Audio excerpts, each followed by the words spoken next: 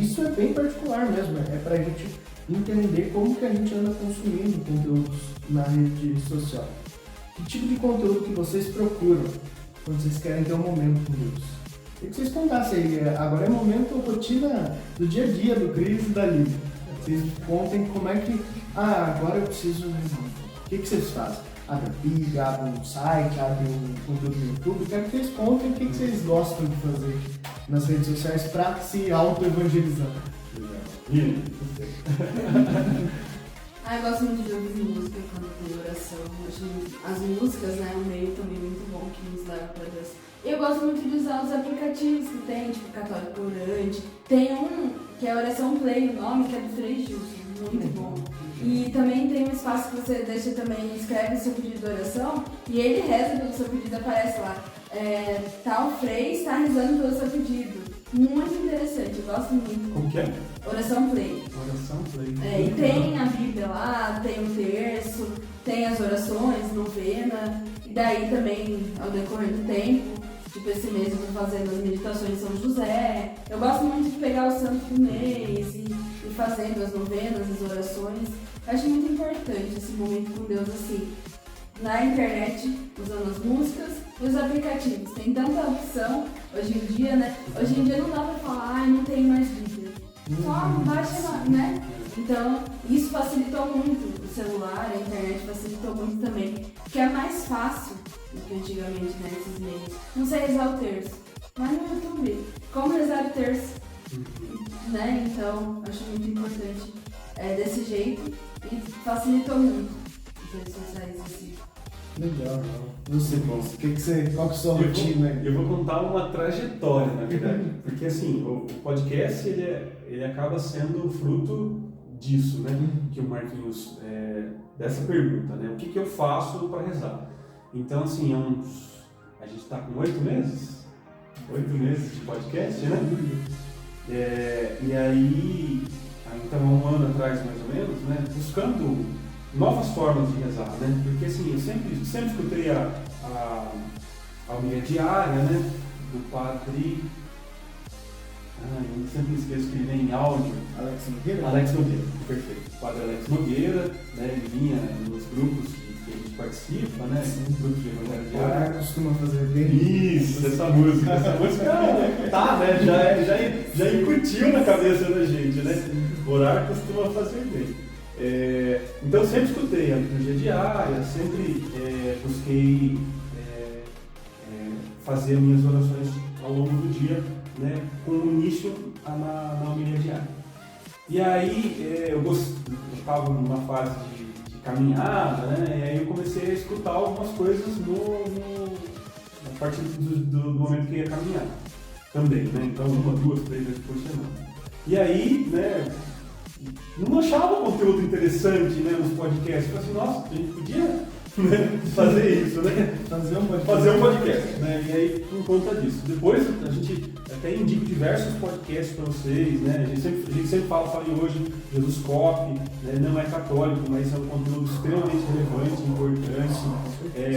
No ambiente católico, o Frei Gilson. Agora a gente tem que, depois disso, eu acho que foi até a gente, viu? Eu acho que foi até a gente. Saiu bastante podcast católico, Santa Zoeira, é interessante, é engraçado, alguns canais no YouTube. Então, beleza. Isso foi basicamente há 1, 2 anos atrás. E aí depois do podcast, né? Cada podcast acaba sendo um momento de oração para mim também, né? Porque a gente se envolve com o tema, eu estudo ao longo da semana, eu acabo, né, colocando isso nas minhas orações, né, também. E aí eu vou dar uma dica que essa semana, né, para a gente estudar sobre redes sociais, eu descobri um aplicativo que também chama, ele está em inglês, né? Yes, He Is, tudo junto.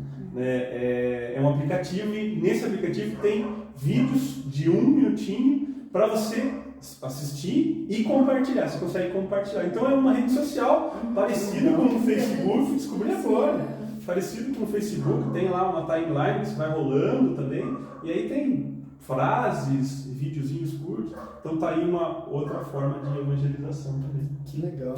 Você tentar chegar com o Vale de Deus nessas Sim. O objetivo para nossa entrevista de emprego aqui, vamos dar um jeito. Esse do Frei Gilson e esse, nós temos que sonhar é de graça, como diz, né? A gente tem que pensar que chegar a mais pessoas também é chegar nesses outros formatos, né? Sim. Às vezes a gente fica muito preso, YouTube, Instagram, tal, mas tem muitas outras mídias surgindo, né? Talvez por essa inquietação que a gente sentiu e que deu início ao podcast, outras pessoas também tenham sentido, falam, mas eu não me identifico em colocar meu conteúdo ali, o meu embaixo uma dancinha e tal. Tem gente que quis selecionar, só conteúdo religioso.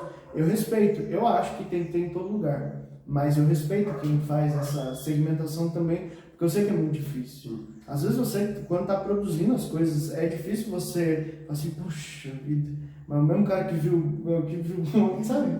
Não podemos pensar nisso, mas isso eu sei que às vezes gera um incômodo.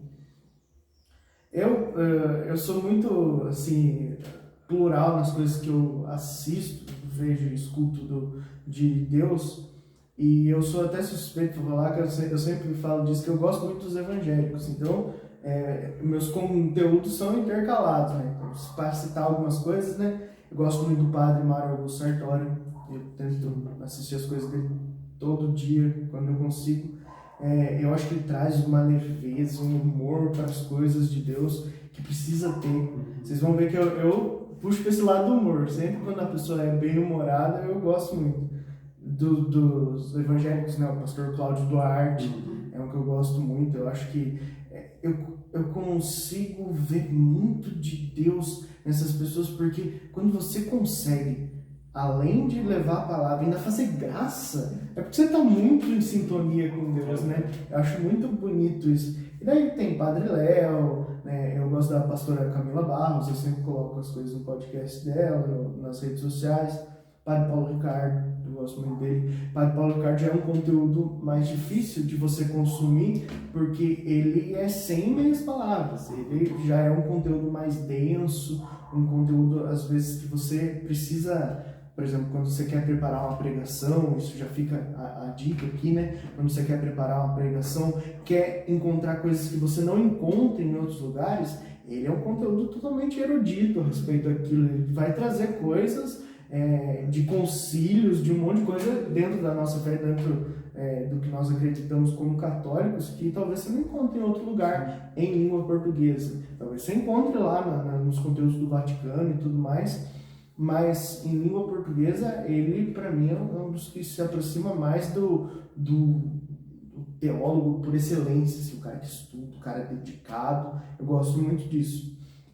E aí uma coisa que a gente falou nos bastidores aqui, que é a autoevangelização, que nada mais é que você escutar e ver as coisas que você mesmo já fez como evangelização e se cobrar. E falar assim, opa, será que eu estou fazendo isso? Então eu sempre separo um tempinho pro podcast, né? Assistir aí os nossos cortes, ou pego o conteúdo em áudio, às vezes fazendo uma caminhada, uma corridinha, coloco o podcast para escutar e perceber, opa, será que eu estou vivendo isso aí que eu estou falando? É importante fazer essa cobrança, né? Você que coloca conteúdos nas redes sociais, aí um vídeo que você achou bonito, ou escreveu algum texto que você achou bonito e está nos assistindo, nos ouvindo agora, será que você está vivendo isso? Eu muitas vezes escutei coisas que eu disse e falei, opa, eu acho que eu não estou vivendo isso. Eu preciso ficar mais em silêncio e botar em prática do que ter um discurso bonito, eloquente sobre aquele assunto. Uma outra questão que eu queria trazer para vocês é a seguinte. A gente já falou do que a gente faz. E aí o podcast nasceu um pouco disso, de que a gente não viu. Mas e aí, o que mais? Qual que é o próximo passo?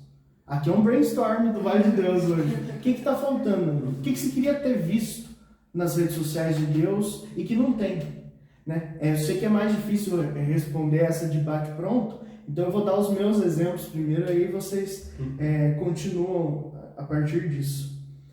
Eu queria, isso eu estou falando por mim, conteúdos que eu consumo. Eu gosto muito de canais de documentário, History, Discovery, e eu acho interessante, às vezes até tem lá, nesses mesmo, algum documentário sobre um santo específico, sobre alguma coisa da igreja, mas eu queria uma coisa nessa qualidade que fosse feita para o cristão.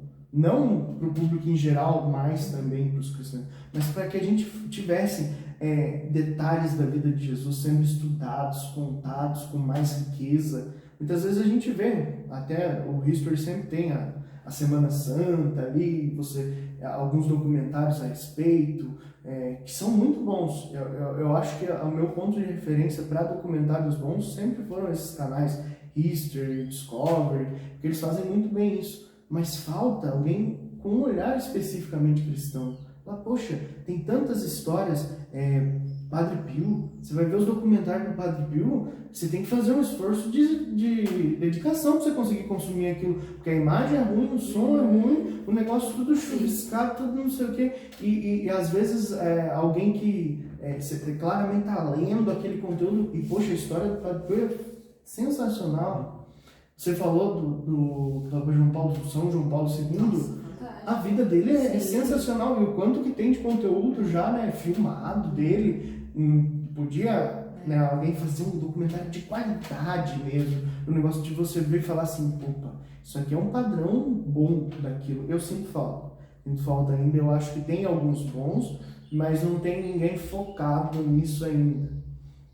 Outra coisa, desenhos e filmes qualidade. A gente tem um ou outro, a Paixão de Cristo, um desenho ali, outro tal. Mas, poxa, cadê um filme da Pixar, da Disney, específico sobre Jesus? Seria uma forma incrível de evangelizar as crianças. Parece que, não sei, pode ser uma sensação que eu tenho, mas parece que é intencional, sabe? Fala-se de todas as fábulas, de todas as coisas, mas histórias que você podia contar super legais. Tem um monte de coisa que não é do grande público, principalmente do Antigo Testamento, que dariam desenhos excelentes da Disney, da Pixar. Não tem. Você não vê essas histórias sendo contadas. A gente teve Moisés, né, e José do Egito. Será que foi José do Egito que saiu? Foram dois assim, desenhos. Eu não lembro agora se eu estiver errado, me corrijam aí. Mas já faz tempo, né? Já faz muito tempo, né? Mais de 10 anos. Sim, seria interessante, né? Quantas vezes a gente vê que os conteúdos ficam ou reciclando princesas antigas ou criando novas, né? Como foi o Frozen e tal. Mas, poxa, tem tanta coisa legal para você fazer. Teve essa época da Disney, foi uma época boa, porque parece que a gestão vai mudando, né? E aí vai mudando a cabeça de quem tá lá. Tem uma época que é muito focado, né, naqueles clássicos, os Sete Anões, Chapeuzinho e tal, e tem uma época que dá uma mudada. Foi na mesma época que saiu saiu Pocahontas, que era uma história totalmente fora, né, falando de indígena e tudo mais, que é legal, precisa ter isso. As pessoas precisam te enxergar para se gerar identidade. Então, tem muita criança que talvez voltasse a consumir outros tipos de desenhos se tivesse um desenho que falasse aquilo que ela está vendo na missa, no culto, que aquela historinha que ele viu ali, precisa ter isso, né? Com qualidade. E a última coisa, que é o ponto mais polêmico, que eu queria deixar de conteúdo que não tem e que eu acho que seria interessante ter, são reality shows cristãos. Se a gente fala assim, nossa, eu vejo muito cristão, muito católico, muito evangélico falando nisso. Nossa, BBB é coisa do diabo, não sei o quê. Tá, mas então, e como que faz isso sendo cristão? Então vamos fazer, então vamos botar as caras. Será que se a gente colocar ali 15, 16 pessoas que se denominam cristãos, que falam de Deus dentro de uma casa, será que a gente não vai começar a entender melhor a psicologia de quem consome a fé? E não só o BBB, né? Tô dando exemplo, mas, por exemplo, o The Voice, né? A gente não vê um conteúdo nesse formato religioso e precisa muito. A gente falava da campanha da fraternidade esses tempos, que a gente sente essa carência de que parece que todo ano é a mesma música, só trocaram mas é o mesmo formatão da campanha da fraternidade. Por que não tem um reality show para eleger a música da campanha do ano seguinte, né? Precisaria ter. Outra coisa, aí pensando um pouco fora da caixa, Não precisa nem ser um conteúdo gritantemente religioso, mas que mostre isso. Aí, vamos citar um exemplo. Tem aquele programa de resistência lá, o No Limite. Você não pode pegar isso para as peregrinações que a gente tem, são legais pra caramba. Pega um caminho de Santiago de Compostela aí, acompanha as pessoas fazendo isso, faz uma competição, alguma coisa nesse sentido, e junto, mostrando as paradas, os pontos de fé, as histórias de vida de cada um. Se eu não me engano, foi o Richard Rasmussen, sabe? Que é aquele cara que faz vídeos com animais selvagens e tal. Ele fez um vídeo contando como ele fez lá o caminho de Santiago de Compostela. Caramba, aquilo foi super legal. Quem tiver oportunidade, assista. Mas precisa ter mais disso. Precisa ser feito com mais gente, né? Você imagina pessoas que a gente gosta de ver e que já fizeram isso e que não tem filmado, não virou um documentário, não virou alguma coisa para se consumir. Então talvez alguém pensar nisso, né?